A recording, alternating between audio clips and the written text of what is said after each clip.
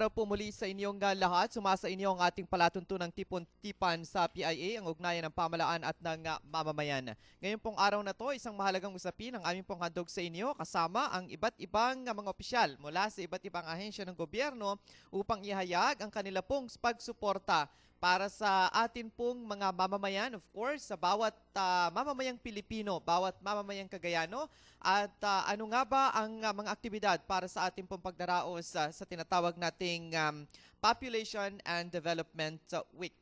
Katuwang natin, of course, ngayong umaga, ang mga opisyal mula po sa Commission on Population. Makikilala natin sila mamaya. And of course, mula naman sa DNR, meron pong opisyal mula sa DA and of course mula sa probinsya ng Cagayan. Darating din po mamaya ang opisyal mula po sa Department of Education. Sa ngalan po ng ating Regional Director, Director Purita sa Montelicas, ito po ang inyong lingkod, Oliver Tamayo Bakay, para sa isang oras na talakayan dito sa ating palatuntunan. Of course, kasama natin ang ating mga media friends dahil isang oras lamang tayo dito ay hindi na po natin isa-isahin, pero sa kanilang pagtatanong ay makikilala natin ang ating mga kasamahang media mamaya. Of course, sa atin munang mga bisita ay narito po sa aking tabi ang Regional Technical Director ng DENR, Director Wilfredo Malvar. And of course, sa kaniyang tabi ay ang Regional Technical Director din ng Department of Agriculture for Operations, Director Lorenzo Carangian.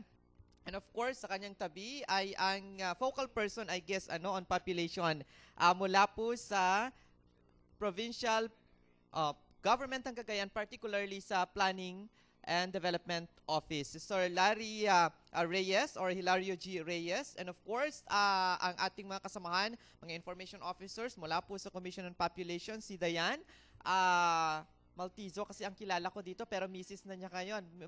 Dayan Manangan. Of course, si Madam Lani Melanie Perez ng Commission on Population. Unang-una muna sa ating mga kasamahan mula sa Commission on Population, si kasamang Lani at si kasamang Dayan. Ano nga ba ang ating pagkakaabalahan para po sa ating 2014 Population and Development Week celebration? Okay, thank you so much, kasamang Oliver. Magandang araw po sa ating lahat. And yes, tama po yung nabanggit ni kasamang Oliver. Starting last Sunday, we are celebrating the Population and Development Week or the PopDev Week. Ang ating pong theme, bigyang halaga ang bawat Pinoy sa pag-unlad ngayon at bukas. Making every Filipino matter in sustainable development. At ang Commission on Population po, kasama ang iba't ibang ahensya ng ating pamahalaan at iba't ibang mga partner agencies and stakeholders ay nagsasagawa po ng iba't ibang mga programa at aktibidad para ho maipaabot sa ating mga kababayan ang kahalagahan nga po ng populasyon at ang implikasyon nito sa iba't ibang aspeto ng ating buhay. Kaya po kasama rin natin ang ating mga technical directors from the different government agencies, of course, RTD Malvar, RTD Carangian, and si kasamang Larry Reyes, ang ating din pong Provincial Population Officer. And at the same time, siya rin po yung for ilang dekada na, no? Ang ating Adolescent Reproductive Health Focal Person ng lalawigan ng Cagayan.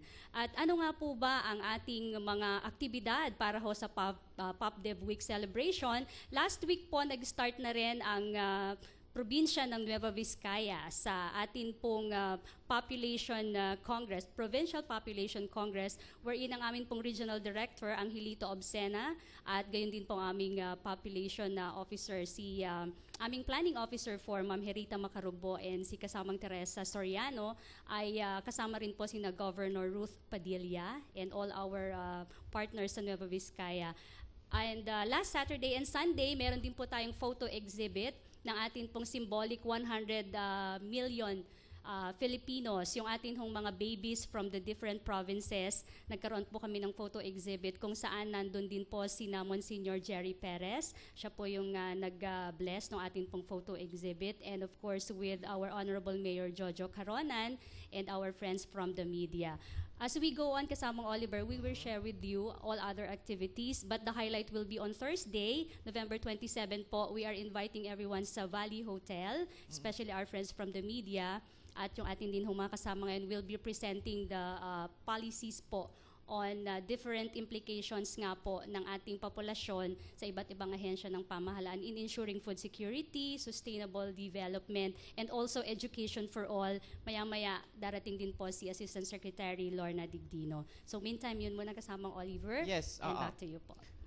Gusto ko rin matanong si Dayan kasi napaapyawan na ni kasamang Lani yung pong ating aktibidad on the 27th, which is the highlight of our PopDev the Week celebration. Kasamang Dayan, ano ang aasahan sa araw na to? Ano ang magiging aasahan ding output mula sa ating aktibidad?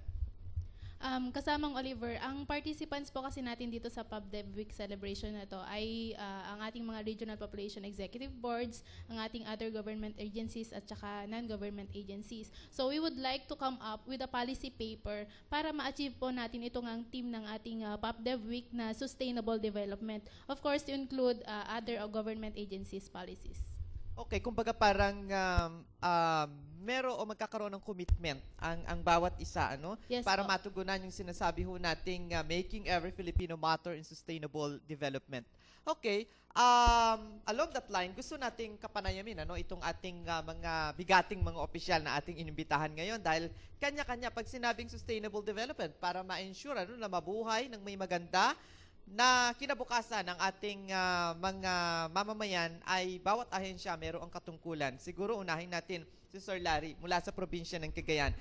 Sir, sa ngayon, ano po ang naiisip po ninyong magiging contribution po ng ating pong probinsya dito sa ating minimithi na sinasabi nating sustainable development for every Filipino? Okay, magandang umaga po kasamang Oliver at saka yung mga tagapanood at tagapinig ng ating programa ngayong umaga. Gusto ko pong ibahagi na ang Provincial Government of Cagayan ay talagang committed po sa ganitong mga programa. Alam po natin na marami po tayong mga programa na ini-implement sa Provincial Government of Cagayan. At ang bottom line po dito ay lahat ang beneficiaries ay mga tao or population. Kaya nga sa lahat po ng mga plano na ginagawa natin, nakafocus tayo sa population na talagang sila talaga ang beneficiaries sa lahat ng mga programang ating hinahatid at binabahagi sa ating mga constituents sa provincial government. Okay, siguro mamaya may magtatanong kasamang Larry because Cagayan is number 2 in terms of teenage pregnancy. Pero mamaya alamin natin, ano nga bang binabalak ng ating probinsya, particular ang ating mga opisyal para ma-resolve din yung problema na yan. Let's go on with of course, kung wala po ang mga pagkain, hindi po tayo lahat mabubuhay.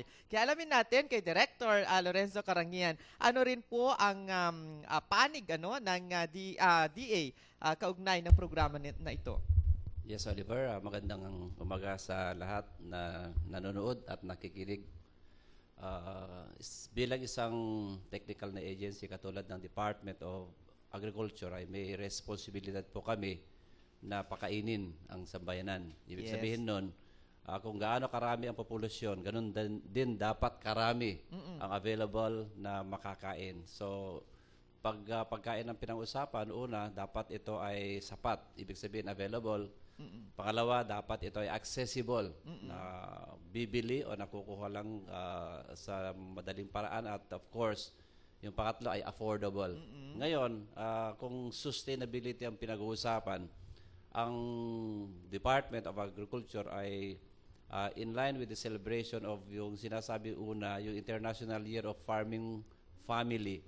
Isang focus po namin ay yung farming communities or farming family mismo kung saan dito nagmumula yung bulk of the workforce at saka yung resources kung pagandahin po natin yung agriculture and fishery. Kamakailan, naglusad po kami ng isang magandang programa kung saan ay pwede tayo makakuha ng 1 milyon sa 1 hektarya. At ang isang paraan dito ay involve po natin yung farming family. Kung saan sa malit na area lamang ay pwede natin pagandahin ang ani nito. Halimbawa, yung nilulunsad natin na palayamanan, kung saan may konti kang tanim na palay, tapos may konting tanim na high value crops katulad ng vegetables, may konting alaga ng hayop, may konting vegetables and other high value crops. Pag inipon po ito, ay ibig sabihin nun, meron tayong sapat na pagkain throughout the year at saka ganun din makaka-generate po ng approximately about 1 million per year. Pangalawa, ito ay nakatie up po doon sa food self-sufficiency issue ng ating bayan. Kung saan ang pag-compute po nito, yung total number of population times yung per capita consumption natin ng rice na pumapatak na ngayon ng about 120 kilograms per year per person. So, ibig sabihin nun, yun yung dapat available na bigas in 1 year na i-produce natin. Recently kasi, medyo nagkulang tayo ng tawag dito, available po na bigas versus yung pangailangan total population natin. Kaya umangkat tayo. Kaya lang, under the Pinoy administration, dapat by 2015 or by next year, halos 100% ang kasapatan na tinatarget natin. And then lastly, of course, gusto din natin ituro sa ating tawag dito, population, isang bayanan, yung responsible, as responsible individuals. Ang tawag namin ito hindi responsible, responsible.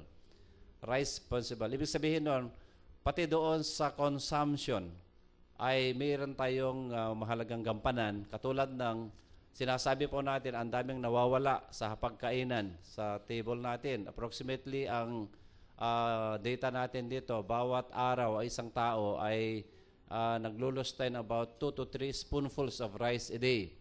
Pag ipunin po natin ito, ito ay katumbas ng bigas na ang pwede niyang pakainin ay about 2.6 million in a year or about 6.5 billion pesos. So, ibig sabihin nun, kung massive lang sana natin yon ay hindi na tayo aangkat. And then, of course, meron din tayong itinuro doon sa mga population natin, mga kasamahan natin, para sa ganun, maka-economize tayo sa consumption ng rice, ay hahaluan natin ang bigas ng iba't ibang produkto katulad ng white corn, saging, adlay, soybean, mung bean, and other foodstuffs like malunggay. Tawag natin dito ay yung rice mix na inilunsad din namin.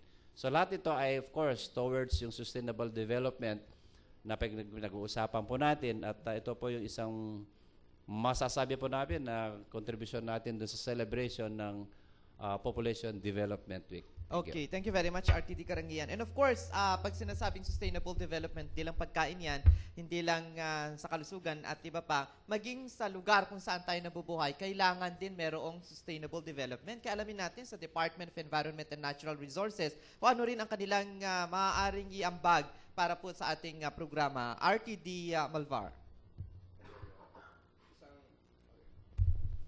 Isang makakalikasang umaga sa tagapagtangkilik ng programa ito, and would like to congratulate the POPCOM for spearheading this magnanimous program in the celebration of the Population and Development Week. First, we look in assess the resource that we have, especially in Region 2. The basic resource that we have is the land. And our land area are part of the 30 million hectares of the Philippine archipelago. Our share in Region 2 is about 2,697,000 hectares. Based on the primary data of the statistics, for Region 2, as of 2010, we're about 3 million Filipinos in Region 2, 3 million plus. If we would like to rationalize the carrying capacity of our land resource to that of the growing population, it's a big challenge to the Cagayanos, the whole Filipinos in the Cagayan Valley. Now, as to the program of the Department of Environment and Natural Resources, it is an encompassing program. Why? Because we look on the different site factors. We govern the land resource. We govern the resources in the land, the trees, the forest growing, the birds and the bees. And all, in other words, that is the burden in our shoulder. Why? It would be hard, and we are hypocrite to say that there is really a striking balance. What is the striking balance between people living with dignity in a given resource that could not sustainably produce the required basic requirement of an individual who will live decently in the earth? That's a big question of the Department of Environment and Natural Resources. We have big ticket program in the department, but of course, it is not an exact panacea. It is not a cure to all problems of every Filipinos. We are trying our best. For the present administration now, we launched a very, very good program for that matter, the National Greening Program. And parallel to that, while we are enhancing the degraded forest that we have, we are also protecting it. But again, there are problems. There are technical glitches in this program.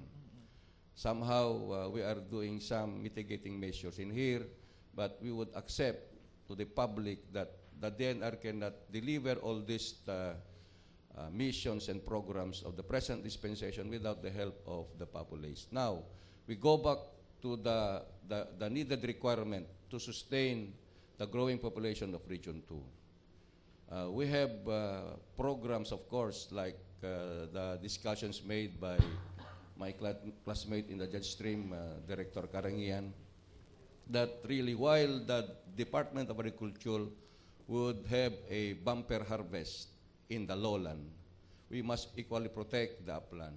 Why? Because the resources in the upland has a direct effect to the output of productions in the lowland. In other words, the striking balance between sustainable development is how to manage the present resource that we have. The way we are doing it in the National Green Program, fine, because our contribution for up to 2016, when we have started already the National Green Program, is we can contribute about 88,000 hectares for our National Greening Program. And parallel to that, we are protecting the remaining forests that we have. However, for as long as the illegal activities will not stop, and again, of course, the government institutions like the DNR will not also stop doing our part. So it is hope against hope that the celebration of the Population and Development Week would really have a spark, not only in our mission but in our heart, to really do our part as government institutions and of course our partners, the PIA and all, the media, to help us disseminate the importance of really having an environment that could sustainably give the basic resources, the basic needs of our constituents. Okay. Okay? Okay, so yun ano, so kinumpleto na ng ating mga bisita yung kanilang sasabihin, and we welcome the Assistant Secretary and the Regional Director of the Department of Education, ASEC Lorna Digdino. Good morning, ma'am. And ayan, idiretso na rin nating itanong kasi siya na lang po yung hindi natin nakuhanan ng commitment tungkol po doon sa ating Population Development Week. I guess, ang part po ng Department of Education is yung ensuring po yung education for all ng ating pong mga mamamayan. We are having our K-12 and different programs na tumutulong sa ating mamamayan ngayon. Sa inyo po, madam, ano po ang inyo pong mai-commit na programa para makamit po natin itong ating sinasabing Making Every Filipino Matter in Sustainable Development? Magandang umaga po sa inyong lahat. Salamat po sa pag-imbita at pasensya na po at late. It's okay, madam. Opo. Tungkol po sa EFA, Education for All, ang commitment po ng DepEd ay nakita na po natin to make sure that all school-age children are in school. Although hindi pa po lahat na bata ay nasa paaralan, marami na po tayong naisagawa. Una po, para sa mga 5-year-old, meron na po tayong batas sa universal kindergarten. So in other words, yung kindergarten po ay parte na ng basic education. Elementary na po sa elementary schools po natin, meron na po tayo mga kindergarten classes to ensure na yung mga bata bago mag grade 1, ready na po sila lahat. At tayo naman po para makatulong po sa pagpapaalala sa ating mga magulang, sa lahat po na mga mamamayan na kailangan talaga mag-enroll, sinisikap na po ng DepEd ngayon na magkaroon ng early enrollment as early as January. Last Saturday of January po, every year, enrollment na po yan. So, lahat po ng mga bata na OSCs, OSYs, out-of-school children, out-of-school youth, at yung mag-kinder, mag-grade 1, mag-grade 7, ay kailangan po naka-enroll na sila by last Saturday of January. Para po malaman po namin kung sino pa, so pagkatapos po ng January, last Saturday of January, pag wala pa pong naka-enroll lahat, alam po namin, magagawa po namin para po sila lahat ay mahikayat. At kung yung mga naka-enroll naman po, alam po namin yung numero, kung ilan po ang naka-enroll sa amin para kung ano bang po yung issues na dala-dala ng sheer number of enrollees all over the country at sa atin sa Cagayan Valley, ay malalaman na po namin ang mga solusyon para doon. Bago pa mag-June, alam na po namin kung paano namin harapin yung mga suliranin o kaanumang concerns tungkol po sa ating enrollment. And another po, tuloy-tuloy po ang advocacy po namin sa K-12 na in 2016, lahat po na bata na hindi pa po nag-college at lahat na graduating po sa grade 10, lahat na po mag-i-enroll sa grade 11. At sa Cagayan Valley po at sa buong bansa po, mayroon na po tayong plano para alam na po namin kung saan na eskwelahan, anong public high school ang mag-o-offer ng senior high school. At ngayon po, alam na po namin kung anong mga pangangailangan nila, kung ilang classrooms, ilang teachers, anong facilities po ang kailangan para mai-offer po yung programa ng senior high school na pwedeng i-offer ng ating senior high school. Kung academic man po siya, kung tech-voc ba siya, kung ICT related, kung sports or arts po ang track na pupuntahan ng bata. At ninanais rin po namin that even before 2016, alam na po namin kung yung catchment areas ng kada senior high school na ipuput up ng DepEd. Because we would like to make sure na lahat na bata na mag-graduate sa grade 10, public or private, ay makaka-enroll sa grade 11 in 2016. Okay. And isa pa po, para po, na lang po, indulge me po, yung ating pamahalaan po ay sisikapin na yung lahat na enrollees po sa private schools at saka sa public schools na pupunta po sa private senior high school o even sa state college or universities that will offer senior high school, bibigyan po sila ng chance using the expanded GASPE, yung voucher system po. So, lahat na bata po na mag-graduate sa grade 10, ay public or private man po, ay bibigyan ng voucher at gagamitin niya po yun kahit saang parte ng buong bansa para po makapag-aral siya. Kung ayaw niya po or hindi ho niya gusto ang offering sa public school, pwede po siyang mag-aral sa private school at gagamitin niya po yung voucher system. At ang halaga ng voucher system ay, yung halaga po yan ay depende po kung saan niya gagamitin. Kung ang voucher ay nakuha niya dito sa Cagayan Valley, pwede po yan gamitin sa Manila at kung value niyan ay value pang NCR. So depende po yan. So marami pa po programa, may programa po sa SPED, programa po sa IPED, sa mga indigenous people, sa mga Muslim children, pinapalakas po ang child protection policy. Lahat po yan para sa education for all. Okay. I could enumerate so many, but Yes. those are the major programs po ng DepEd. Okay, yes. Thank you very much, Asek Lorna. And of course, ayan, sa ratsyada na tayo ng ating mga... Thank you very much, Dr. Bervie Domingo, nakasama ni Director Lorna ngayon, si Ma'am Bervie, ang Designate Information Officer na lagi rin natin kasama.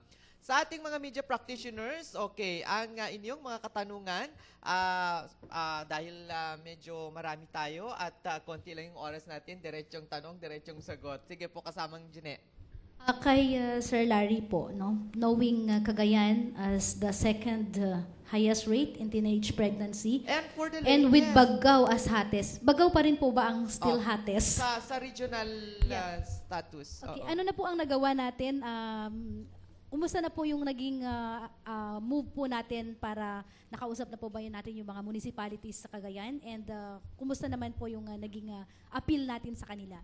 Before siguro sagutin ni Sir Larry yan, i-update lang natin kasamang Lani, I guess meron ng bagong GIAFs report in which ang number 1 hindi na CAR, it's Caraga.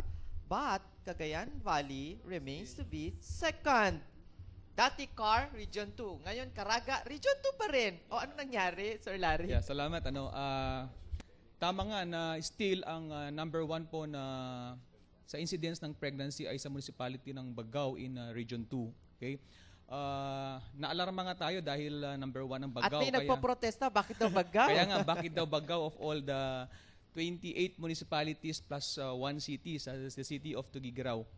Kung ano ang nasa Bagao, bakit doon nangyayari itong incidence of teenage pregnancy.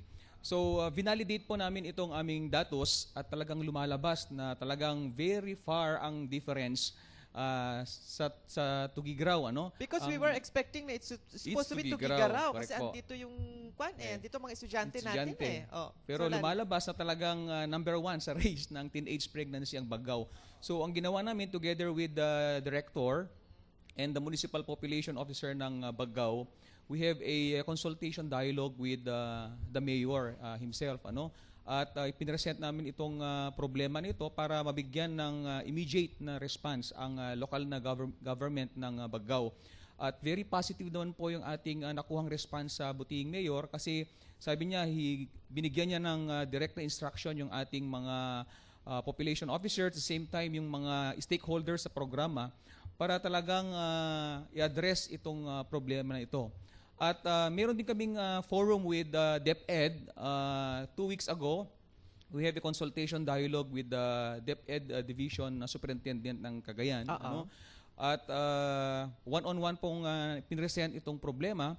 At tomorrow nga may bigger audience kami together with the school principals, mga supervisors sa buong Cagayan para i-present itong problema para lahat po ay tumugon sa problema ng teenage pregnancy dito sa province of Cagayan. Okay, kasamang LAN, meron kasing presentation si Director Obsena, the latest RPEP meeting on the frequency of teenage pregnancy in the different provinces of the region. Please update our media practitioner. Thank you so much, Kasamang Oliver. As I may add lang po doon sa mga nabanggit ni Kasamang Larry about the incidence of teenage pregnancy specifically in Bagao, there is also an ongoing research being conducted by Dr. Nelia Z. Cawilan and Dr. Tony Tamayao of the Cagayan State University.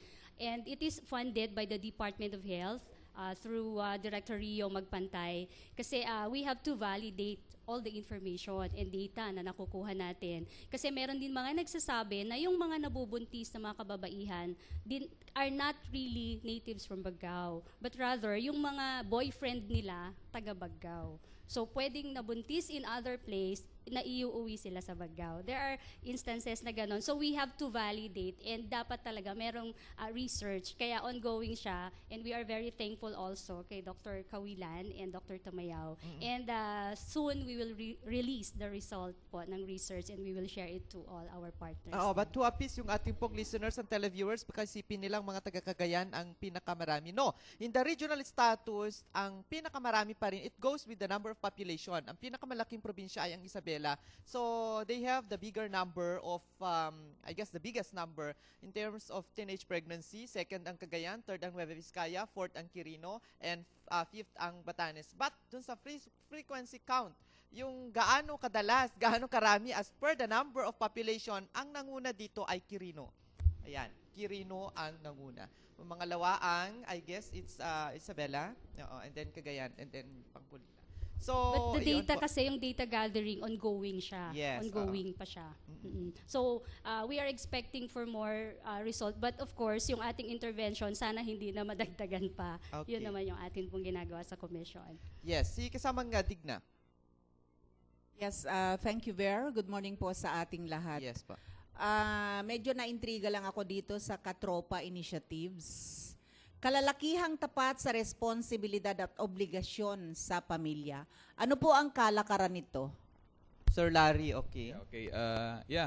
Actually, very thankful ako sa Commission on Population kasi binigyan kami ng opportunity na mag-undergo ng training sa Katropa. Ang Katropa po, ito yung kalalakihang tapat sa responsibilidad at obligasyon para sa pamilya. So, maganda po itong programming ito. Na-train po kami sa Legazpi Albay. Kasi this is a national training. Inaantay nga namin pagputok ng bulkan nung andun kami pero hindi namin naantay. Well, anyway, maganda po itong programang ito kasi po ito ay in response po dun sa ating gender and development na program. Particularly dun sa programa natin about violence against women and children. Alam po natin na ang mga kalalakihan, sila yung talagang macho because of the macho image. Marami pong mga desisyon sa pamilya ang kuminsan ay sabi nating palpak dahil inaatang ang lahat ng responsibilidad sa ama. Okay? At kung minsan nakikita natin na yung role nga ng ama ay nasa productive sphere lang at ang kababaihan nasa reproductive kasi sila yung nagbubuntis, di ba pa? Nakikita natin dito na may label ang bawat lalaki at babae. So gusto nating gawin dito sa ating programa na ma-involve yung ating mga kalalakihan, particularly dito sa programa ng kalusugan. Kasi alam po natin na kung kalusugan ang pinag-uusapan, usually ang involved dyan ay yung mga nanay, mga lola. Okay. Okay. Sir Larry, do you intend or meron na ba na organized groups, katropa groups or katropa member in Cagayan? Last week, ng Friday, ang una po naming na-train dito ay sa Santiago City. Santiago City. Actually, this is a regional regional activity. Sunod dito ang Cagayan na, particularly sa Apari. So ang audience namin sa Santiago City ay mga officers and members ng TODA, yung Tricycle Operators and Drivers Association. Ano po ang tungkulin ng grupong ito? Gusto na naming ipalaganap nila itong mga mensahe natin sa mga kalalakihan na from them, parang peer-to-peer education ang approach na kasi kung galing sa kanila mismo yung impormasyon, syempre maniniwala sila sa mga advocacies natin para sa mga kalalakihan. So tinaptin natin sila as advocate dito sa ating katropa na programa. So maganda po yung kanilang tugon dito at nag-commit po sila na gusto nilang ipalaganap pa itong training ng katropa sa lahat po ng miyembro ng kanilang TODA. Magandang initiative yan, Sir Larry, dahil ang imahe ng mga kalalakihan, kung gender and sensitivity ang pinag-uusapan, sila yung mga nananakit sa mga kababaihan.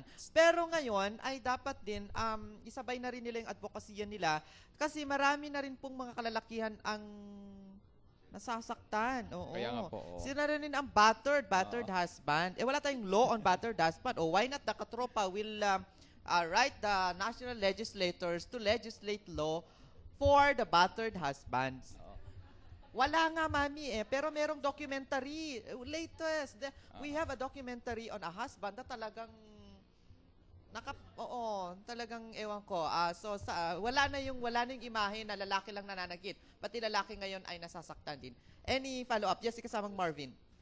Ayun, si kasamang Elon daw. Alin ka dun kasamang Elon? Battered? Or ikaw ang nangbabat? Si kasamang Marvin. Yung katanungan ko po ay kay Ma'am Lorna Digdino. Ayan. Gusto ko lang po malaman kung ano din po yung specific, kung may program po ang Department of Education upang sa ganun ay yun nga mabawasan or masolusyonan po yung teenage pregnancy dahil alam naman ho natin na malaki ang role ho dito ng DepEd lalong-lalo na at mga kabataan, mga teenager po yung mga involved po dito, ma'am. Ma'am Lorna. Although, gusto lang natin linawin, yung mga ages kasi nang nabubuntis, from 14 ba, Madam Lani? 13. Nasa DepEd pa rin ba yun, ma'am? Yung 13? Nasa DepEd pero kino-confirm ni Asek. Ma'am, any response to the question? Opo, high school po yun. High school age po yun. So, ang pinapalakas po ng DepEd, yung guidance advocacy po, at saka yung peer counseling organization po, pinapalakas din po yan. Kaya kagaya ni Sir, kung peer po ang mag-influence sa kapwa niya, ay pwede pong magkaroon ng mas makalakas na advokasya na wag muna, disiplina lang para makapagtapos at maiayos ang buhay. Yun po ang dalawa sa pinaka-importante na ginagawa po para malabanan po yan. So at kailangan din po ang pinapatupad po rin namin na ang lahat na principals po aware po at saka yung teachers nila po aware kung anong nangyayari sa mga bata sa loob ng kanilang paaralan. Kasi minsan po nagbabago, 'di ba po, nagbabago yung aura ng bata, hindi pa nila nakikita. So yung awareness po kung ano yung mga pagbabago sa pang-araw-araw na pagpasok ng mga bata, yung mga absences, yung mga indicators po ng baka magkaroon ng problema yung bata, kailangan yung awareness po niya pinapalakas din po para ma-address yung mga concerns ng kababaihan sa ating mga high school especially. Okay, kasamang Tere, then mamaya ang ating mga kapatid mula sa RPC. Hello. Ayan. Good morning po sa ating mga bisita. Sa DA naman po tayo kay Sir Ensu. Meron po bang projection din po ang Department of Agriculture since sa population, di ba? Magkakaugnay po lahat ng ito. Kung 5 years or 10 years from now, kakayanin po ba yung produksyon ng ating mga crops like yung sa palay, sa mais, habang tumataas din po ang populasyon ng ating rehiyon? Yeah, meron kaming projection. Initially, in 2013,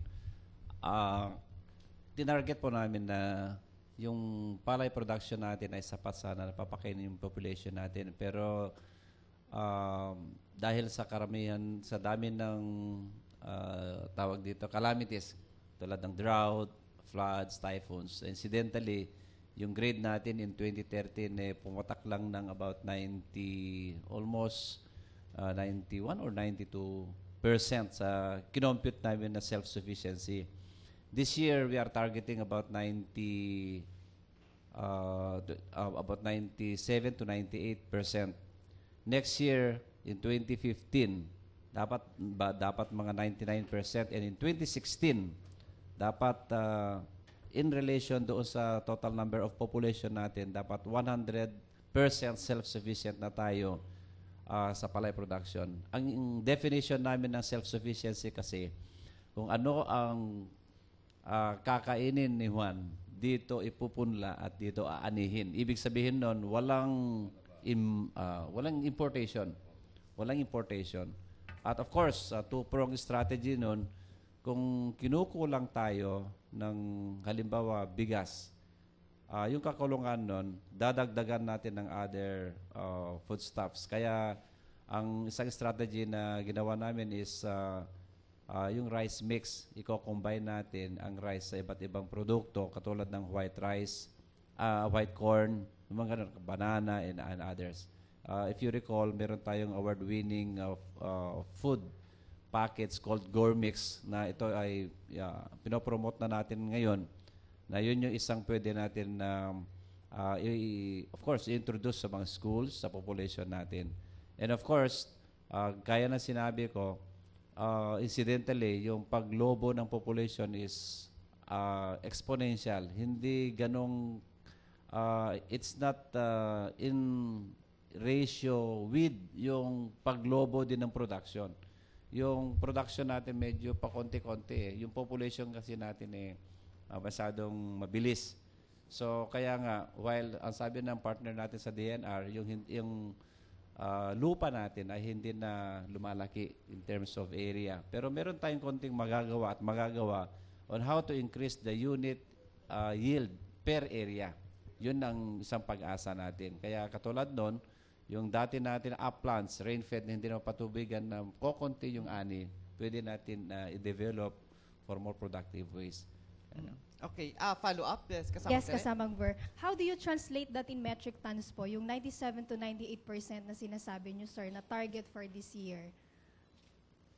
Yung pong yung ang food sufficiency issue kasi is computed at percent. Okay. Ibig sabihin nun, Sa ngayon pa lang, we are at a level of 91, 92. Recently, when we had a national meeting, ang competition nila is close to 94 to 95%.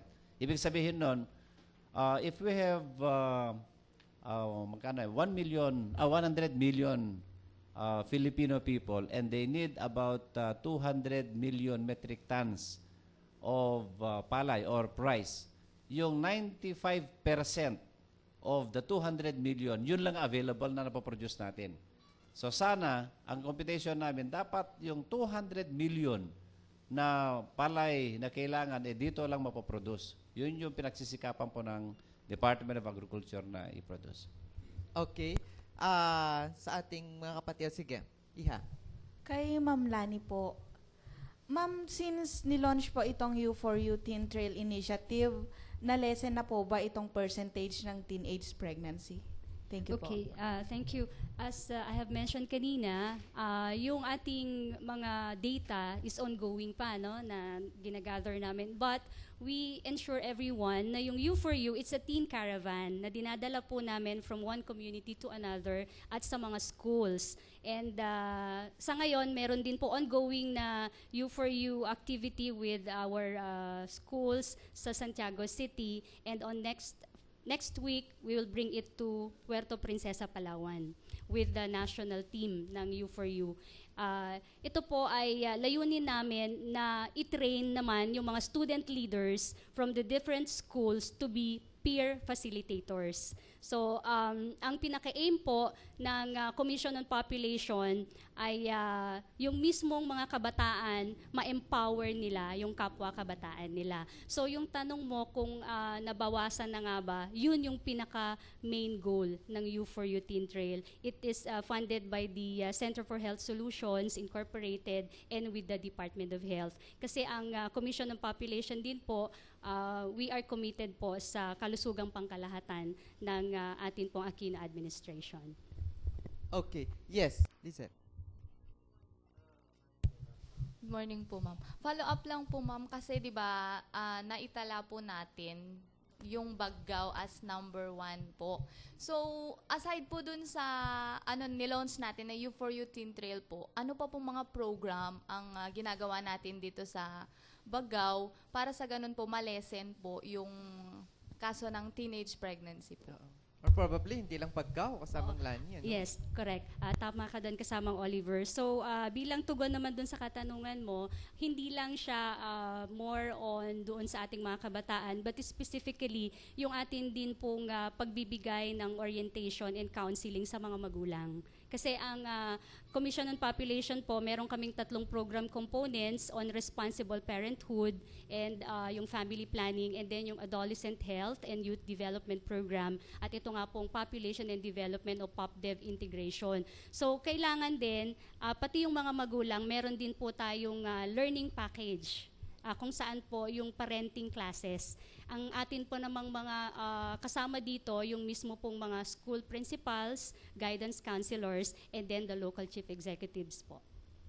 Okay. Yes, si kasamang Sim Dilan ng Philippines News Agency. Sir Sim. Follow up lang, ma'am. Ma'am, pang ilan na itong celebration ng PopCom? PopDev? Okay, PopDev po kasi it is celebrated annually, nag-start po siya noong time po, or yung, if I'm not mistaken, 1994. And then from the year onwards, ay sineselebrate po natin ang PopDev with different themes. At yun nga po, for this year, nakasentro po tayo doon sa 100 milyong Pinoy because last July 27, yung based from the projection po ng Philippine Statistics Authority ay nasa 100 milyon na po tayo dito sa Pilipinas. So taon-taon po meron tayong PopDev celebration from November 23 to 29. Oo, so 20 taon na. Tama po ba? 10? 1994. Oo. 20th, sumami. Oo. So, ayan, napakarami ng sinagawang mga pagdaraos katulad po nito. Ito po ang ating pong itatanong ngayon, sa PopCom muna. Dahil lately, yung symbolic 100 million baby ay naipanganak, sabi natin, at ang nanalo nga doon ay hindi taga Region 2. Sad to say, mahilig tayo sa second rank, ano? Pangalawa lang daw ang Region 2. Naipanganak alas 12:05. 12:05. Tama po ba? 12:06:05. Yung naipanganak sa anong region yun, kasamang land? Actually, ganito yan kasama Oliver. Kasi based from the guidelines for the search for the 100 million Pinoy, di ba? Ang pagkakaintindi ng mga different regions, iisa lang siya kasi symbolic. But actually, yung from the word 100, there were 100 babies na ipinanganak ng July 27 from 12:06 minutes or seconds or minutes later. Diba? So, ang dyan po sa 100 million Pinoy, bali po, we have 100 babies nationwide. So, all provinces, meron silang baby. So, nilinaw nila yan? Because, yes, it was clarified by our Executive Director, Juan Antonio Perez III. Kasi, ang nangyari kasi, nagunahan yung mga media from the national entities na naglabas ng kanilang mga 100 million baby na symbolic. And alam ko makaka-relate ka doon kasi kasama ka din doon sa CBMC that time na nagbantay po sa pinanganak. And yung pinanganak sa Cagayan Valley Medical Center was exactly 12:06 and 5 seconds. So we were expecting na from Cagayan Province. So ang naging clarification po dyan, 100 babies po lahat-lahat. And for Region 2, we have 6. From the 5 provinces and 1 city sa Kawayan City po. So binabantayan po natin yung kanilang mga bakuna, yung health interventions din po ng ating gobyerno, at yung ibang mga government agencies po and other partners may nag-offer din po ng scholarship and yung mga free health services dun sa ating mga symbolic babies. Ano nga bang implication? Ano nga ba yung ating layunin? Siguruhin nga po na ang bawat Pinoy na ipinapanganak ay mabibigyan po ng magandang kinabukasan. Yun nga po yung ating itatanong sana from POPCOM para marinig natin ang response ng ating mga inibitahang bisita. Ano ba ang inaasahan ngayon ng Commission on Population or the Regional Population and Executive Board mula sa ating mga partner agencies para dito sa mga 100 milyong Pinoy na naipanganak? So, dun po sa ating mga 100 milyong Pinoy na ipinanganak, magkakaroon po tayo ng pagbabantay sa kanila from the time na pinanganak sila, ano na nga ba yung mga naibigay na serbisyo. Holistic po yung approach because we cannot, the Population Commission cannot do it alone, so we are asking from the different agencies and partners para bantayan yung paglaki ng mga batang ito. But from the word symbolic, hindi lang sila, kundi yung bawat bata.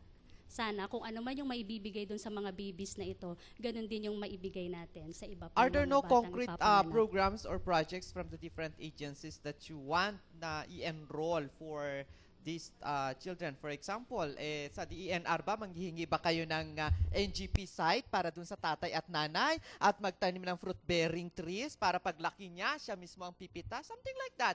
Sa DEA, hihingi ba kayo ng mga lupain na pwede nilang tamnan ng palay, ng kung ano-ano? At sa DepEd, pipili ba kayo ng magandang eskwelahan, na dekalidad ng mga guro para maging matalino at maging presidente sooner ang ating yun yung mga visions na dapat nating marinig.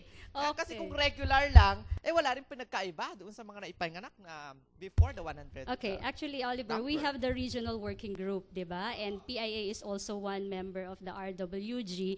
So, dun ho sa mga series of consultations and meetings, marami rin po yung mga nag-commit ng kanilang support and assistance sa mga baby. And per province po, the provincial government and then sa City of Kawayan, we are aiming for the scholarship ng mga bata. Yung kanilang edukasyon, number 1 sa amin. Yes. Yun yung target namin to sponsor yung pag-aaral ng mga batang yan. And then lahat ng bakuna nila, since from July to now, nasa 4 months na yung mga baby, sinusubaybayan namin yung kanilang health record. And then at the same time, yung mga parents, kumusta na ba yung pagsasama ng mag-asawa?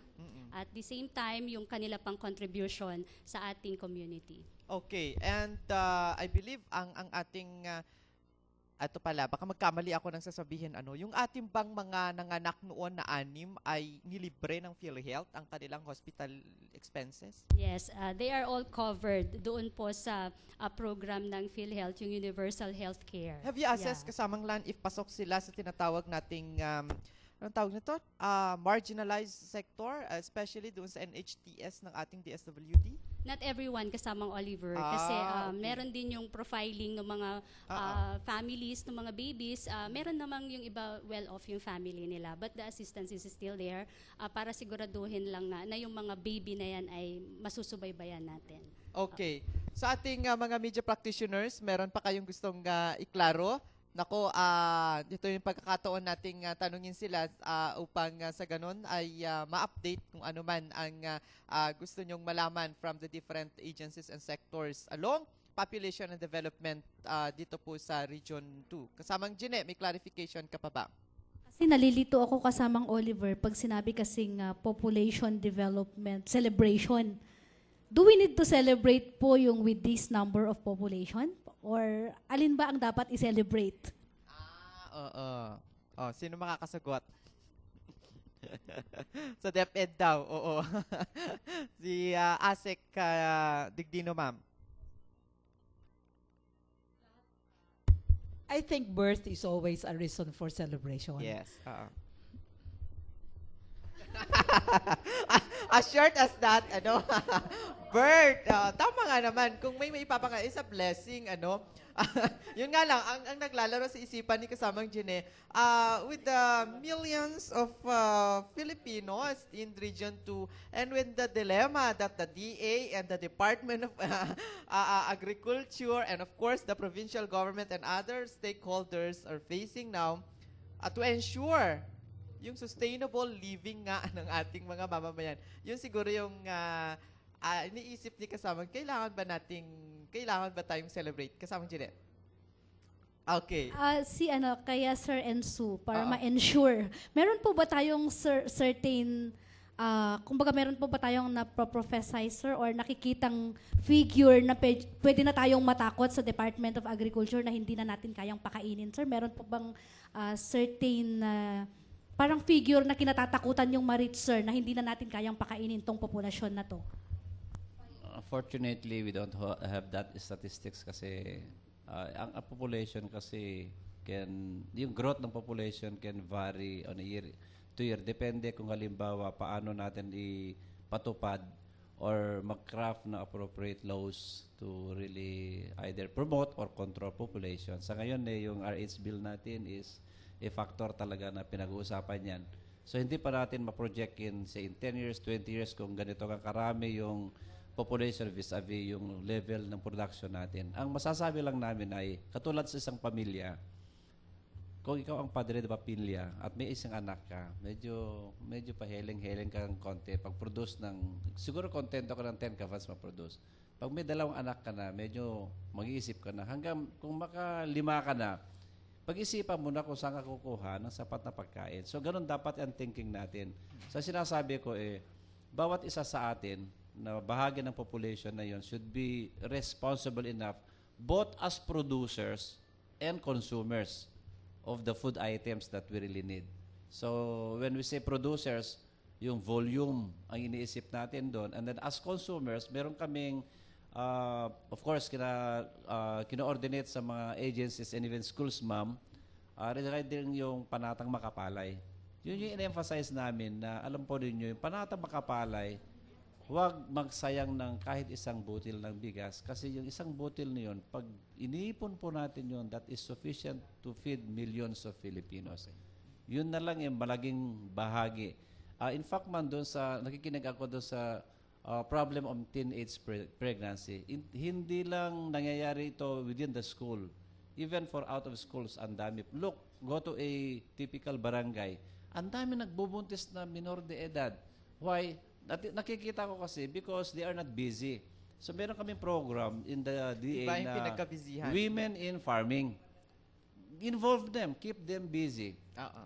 Either as support to, ang daming gawain sa farm talaga na kung maging busy ka and of course you have to forget other things na alam po ninyo, that's beside the point sinasa ko, hindi ka busy, yung utak mo andun sa other things katulad yan, manufacturing babies daw ang tawag nila instead of manufacturing food. Okay. So yun lang masasabi. Thank you. Yes, follow up. Sige. Yes. Kasamang Oliver, baka daw kasalanan ng mga hybrid rice. Hindi po, joke lang. Kay RTD Malvar o kaya tsaka sa provincial government po, may mga palatandaan na po ba tayo na nagkukulang na ng space for housing? Dahil sa Metro Manila, di ba, ilalim ng tulay, sa mga estero, doon sila tumitira. Dito po sa region, we're sure na very vast pa po yung areas natin. Pero, habang umuunlad tayo, meron na ho ba kayong nakikita na mga palatandaan po? Okay, first is we look into the carrying capacity of all the resource. Okay. For Region 2, there are about 2,697,000 hectares that we have. That is the total land area, more or less, for Region 2, out of the 30 million hectares throughout the country. Now, this include even our water bodies, the inland waters. Equate this with the population of Region 2 as of 2010, which is about 3 million plus, 3,197,000. If we would like to rationalize, that's why the DNR has allocated the production area. As part of the production area, here comes the agricultural lands and some other lands, land uses for that matter. That's why it is mandated that the municipal government should come up with their CLUP, the Comprehensive Land Use Plan. Parallel to that is the Forest Land Use Plan, to rationalize really where shall these Filipinos build their domain. But not all areas are habitable, we know that. And this is a manifestation of the result of the Yolanda. People build their dwelling on areas that is not allowed. But because of this problem, things happens like this.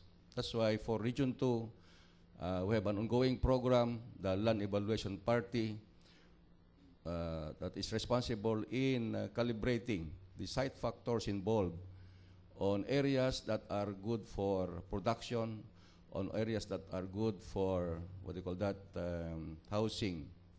That's why if we would like to impose all these things and comparing it to the magnitude of growth, I think we have a problem. However, we are putting science in this, like the DR. They are putting science in their production. The DNR is putting science in our activity.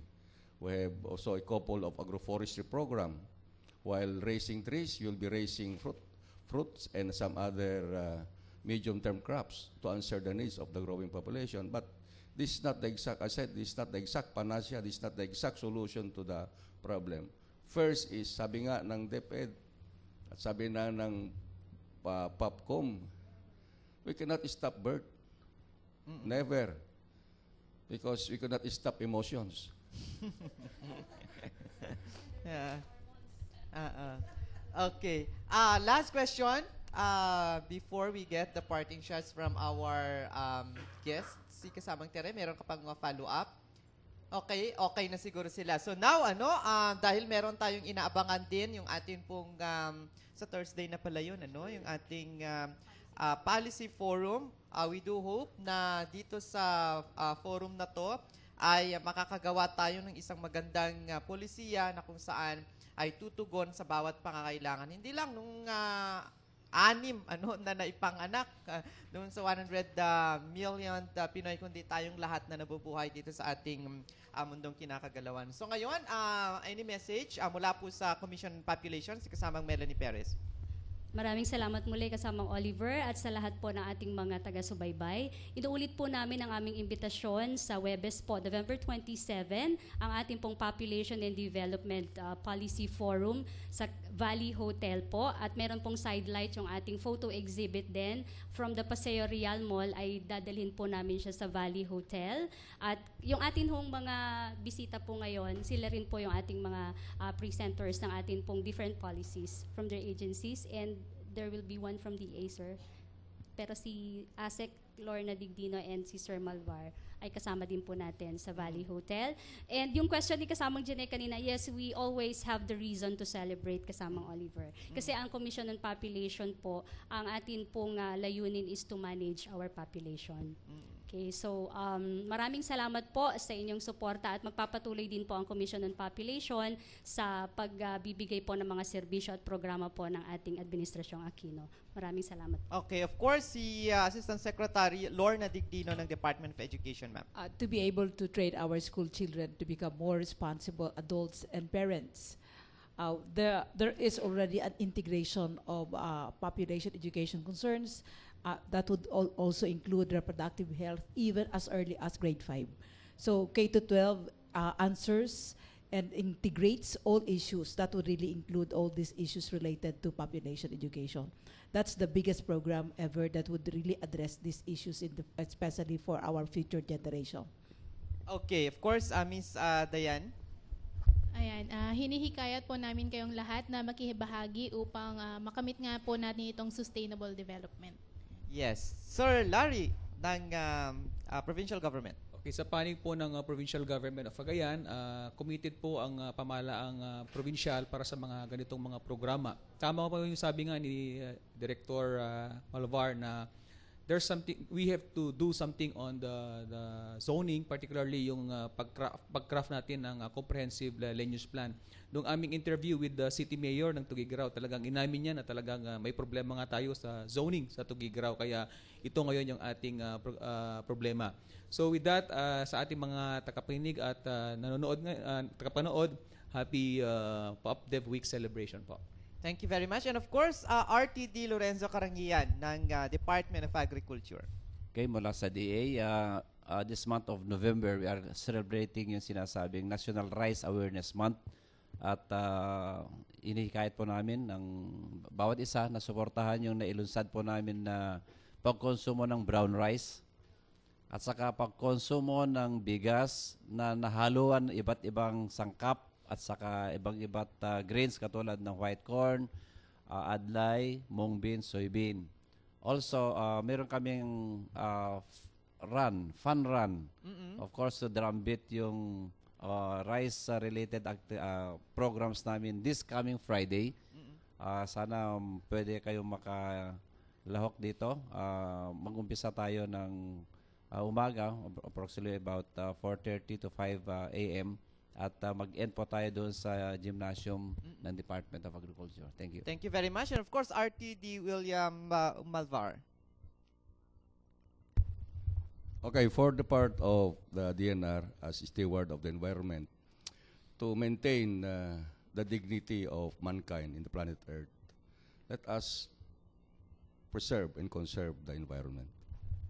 Thank you very much. At yan po ang ating mga kasamahan, mga opisyal mula sa iba't ibang ahensya na sumusuporta sa atin pong programa para po sa ating mga mamamayan. Hindi lang po ng kasalukuyang henerasyon, maging ang mga susunod pang henerasyon. Kaya makibahagi po tayo, bigyang halaga natin ang bawat Pinoy sa pag-unlad ngayon at bukas. Ika nga ng tema ng ating Population and Development Week, Making Every Filipino Matter in Sustainable Development. Sa ngalan po muli ng ating Regional Director, Director Purita sa Montelica, ito po ang inyong lingkod, Oliver Tamayo Bakay. Maraming salamat. Magandang araw po sa inyong lahat.